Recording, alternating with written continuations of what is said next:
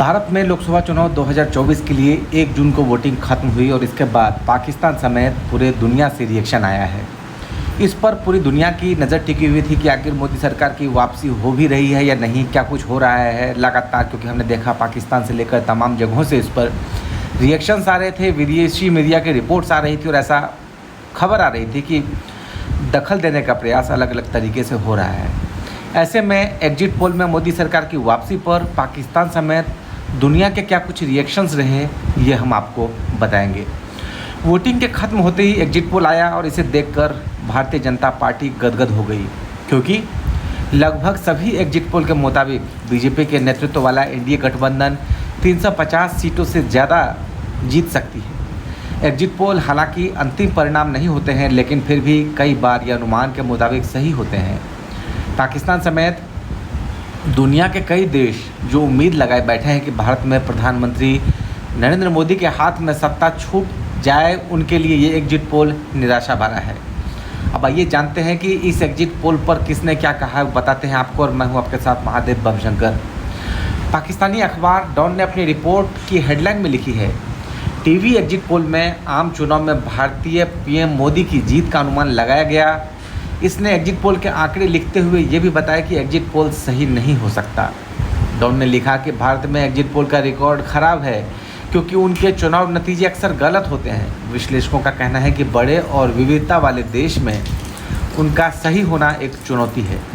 इसने आगे लिखा कि मंगलवार को नतीजे घोषित होने पर मोदी के तीसरी बार सत्ता में आने की उम्मीद है, जिसका मुख्य कारण भारत के बहुसंख्यक विश्वास के आक्रामक चैंपियन वाली उनकी छवि है। द एक्सप्रेस ट्रिब्यून ने अपनी रिपोर्ट में इन्हीं बातों का शब्द से छापा है। पाकिस्तान के जियो टीवी ने अपनी रिपोर्ट में लिखा है कि मतदान खत्म होने के बाद पीएम मोदी ने अपनी पहली टिप्पणी में एग्जिट पोल का जिक्र किए बिना जीत का दावा किया।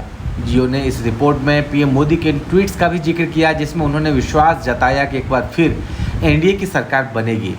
इसके अलावा इसने भी रिपोर्ट में कहा कि एग्जिट पोल सही नहीं हो सकते। रिपोर्ट में इसने आगे कहा कि सर्वे में कहा गया है कि 1.4 अरब यानी 140 करोड़ लोगों के बहुसंख्यक हिंदुओं के देश में मतदाताओं के लिए बेरोजगारी और महंगाई प्रमुख चिंताएं हैं।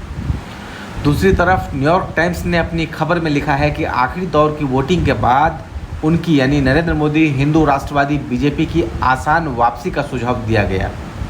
इसने आगे लिखा है कि विपक्षी दल ने एकजुट होकर लड़ाई की है, लेकिन एग्जिट पोल ने संकेत दिया है कि विपक्ष बहुमत के लिए संघर्ष कर रहा है।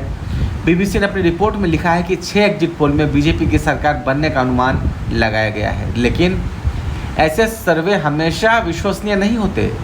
रॉयटर्स न्यूज़ एजेंसी ने अपनी रिपोर्ट में लिखा है कि एनडीए 353 से 401 सीटों के बीच जीत सकती है।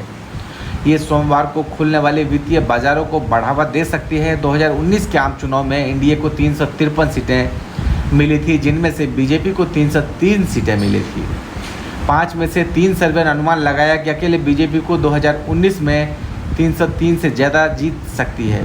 तो ये बड़ी बात है कि मोदी सरकार की वापसी के तमाम एग्जिट पोल में ये संकेत दिए हैं और इससे साफ है कि एग्जिट पोल की माने तो एक बार फिर से देश में मोदी की सरकार बन सकती है।